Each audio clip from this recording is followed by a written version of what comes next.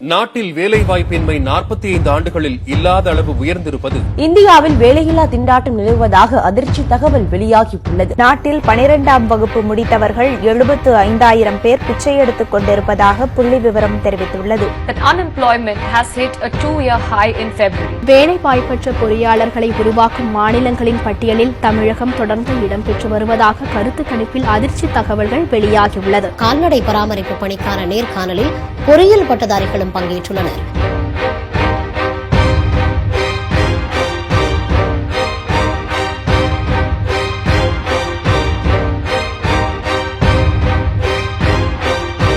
தமிழக சட்டப்பேரவை துப்புரவு பணியாளர் காலியிடங்களுக்கு பல்வேறு துறை சார்ந்த பட்டதாரிகள் விண்ணப்பித்துள்ளனர்.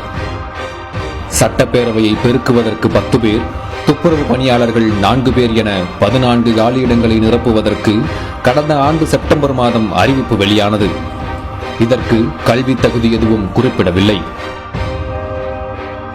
மாதம் 15,000 அதிகபட்ச ஊதியமாக 50,000 வரை பெற முடியும் இப்பணிக்கு 4,607 பேர் விண்ணப்பித்திருந்தனர்.